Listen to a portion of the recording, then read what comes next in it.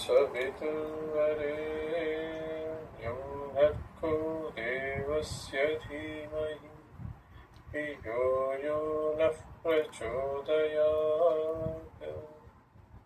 ॐ भूर्भुवस्सुवः तत्सवितुर्वरेण्यं भर्गो देवस्य धीमहि धियो यो नः प्रचोदयात्। ॐ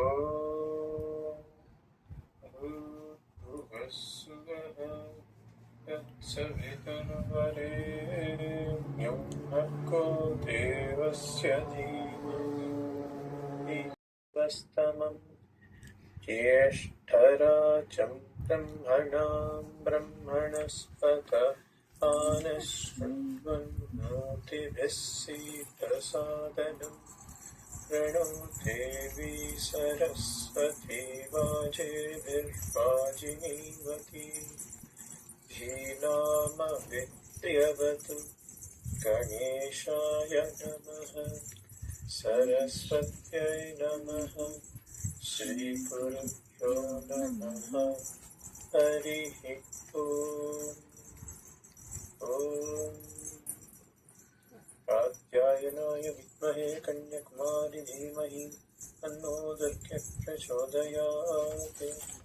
ॐ महादेव्यै च विद्महे विष्णुपत्न्यै च धीमहि तन्नो लक्ष्मी प्रचोदयात्।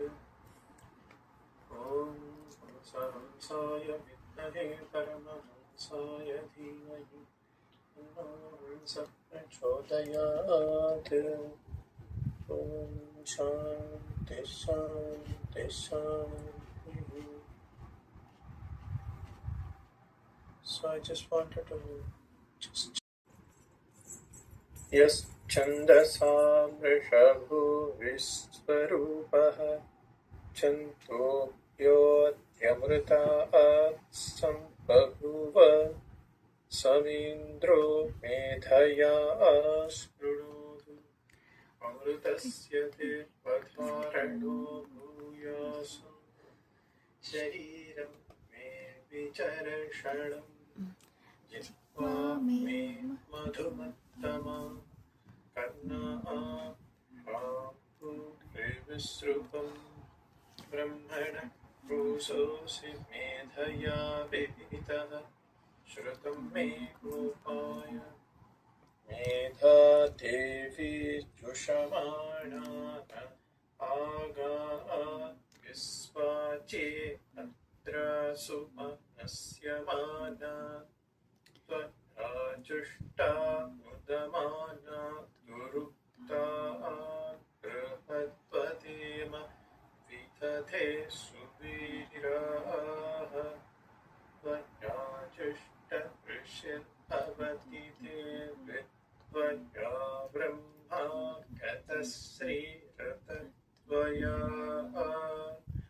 त्वयाजुष्टश्चित्रं विन्दते वसुसानो युषस्वद्रविणो न मेधे मेधां म इन्द्रो ददातु मेधां देवी सरस्वती मेधां मे अस्मिना उभावाध पुष्करस्रजा अप्सरासु च या मेधा गन्धर्वेषु च यन्मनः दैवी मेधा सरस्वती सा मां मेधा सुरभिर्जुषता स्वाहा आमां मेधा सुरभिर्विस्वरूपा हिरण्यवर्णा जगति च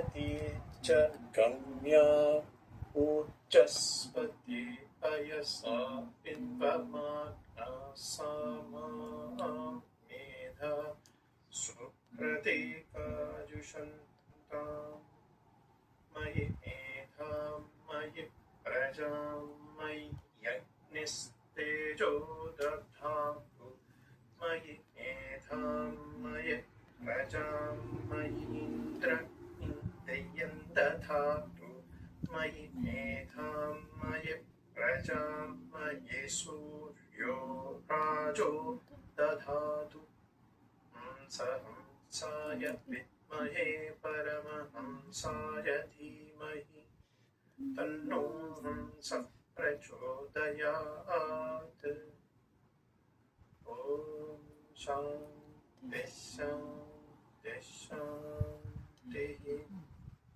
So, trying to understand this entity or force or goddess called Saraswati. I think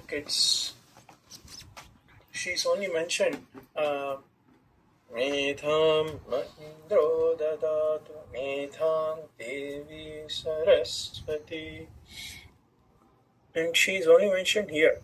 The Medha, the concept of Medha is Samendro Medhayas Pranatu in the Shanti Mantra, which is and Medha Devi Jushamanana Ava.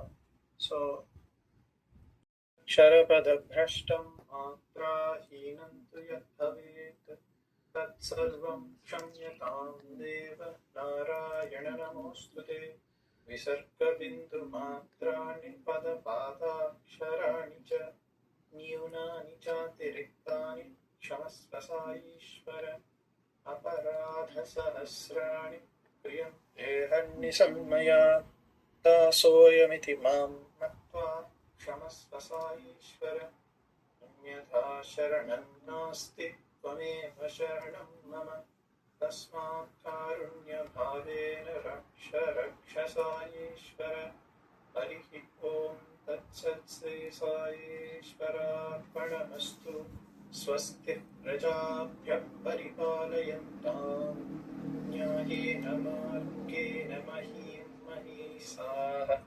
गोब्राह्मणेभ्यः शुभमस्तु नित्यं समस्तलोकाः सुखिनो भवन्तु समस्तलोकाः सुखिनो भवन्तु समस्तलोकाः सुखिनो